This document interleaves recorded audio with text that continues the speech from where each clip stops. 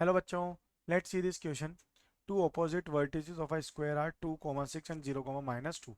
Find the coordinates of the other vertices. तो other vertices इसके हमें find करने हैं.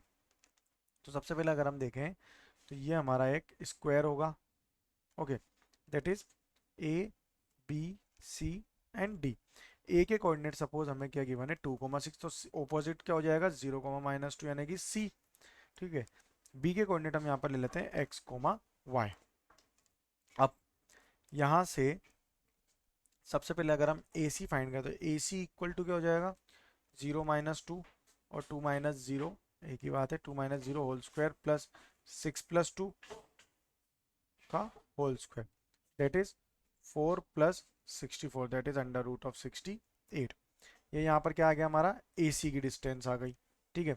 तो ए सी यहाँ से अगर हम देखें तो ए सी को लिख सकते हैं √2 टाइम्स ऑफ ए बी. ये इसकी प्रॉपर्टी है स्क्वायर के लिए. तो A B is equal to क्या हो जाएगा A C by √2, that is √68/√2 which is equal to √34. Okay. तो ए बी क्या हो गया √34.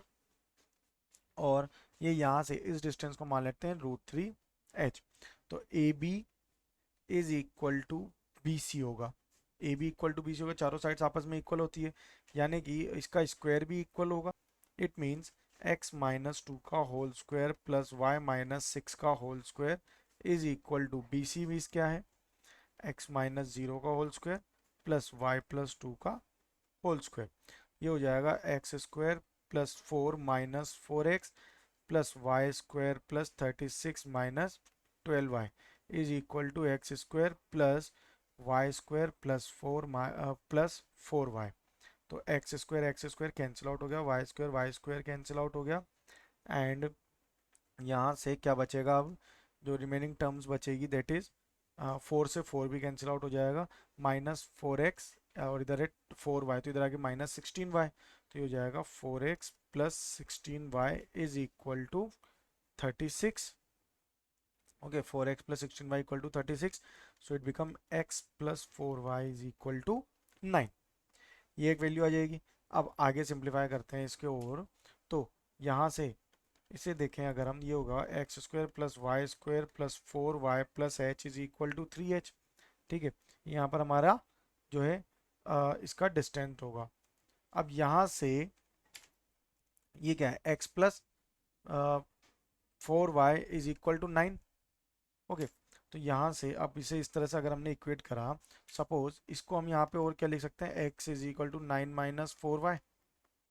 ठीक हो जाएगा एक्स स्क्वायर. अब यहाँ से इसे लिखेंगे 9 - 4y का whole square plus y square plus 4y plus 4 is equal to 36 which is equal to 81 + 16y square minus 72y plus y square plus 4y plus 4 is equal to 36. So ये क्या बन जाएगा 17y square minus 68y plus 49 is equal to 0. ये बन गया यहाँ से. अब इसको और सिंप्लीफाई कर लेते हैं तो इसके जो फैक्टर लाइक ये बनेगा Y square -4y + 3 equal to 0. ठीक है. हमने इसको पूरे को 17 से डिवाइड कर दिया तो हो जाएगा y square -y -3y + 3 is equal to 0.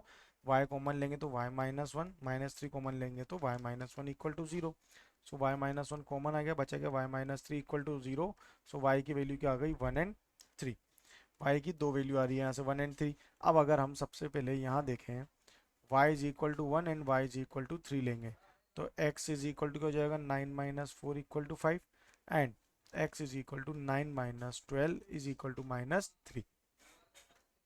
Okay. तो x और y आ गए. तो ये हमारे b के कोऑर्डिनेट हो गए. b के कोऑर्डिनेट क्या आ गए दैट इज b के जो कोऑर्डिनेट होंगे हमारे वो क्या आ जाएंगे 5, -3. 5, -3 होंगे. y आया कितना यहाँ से 5, 1 एंड -3, 3. तो यहाँ से ये कितना हो जाएगा -3, 3 और x1 y1 क्या हो गया +5, 1.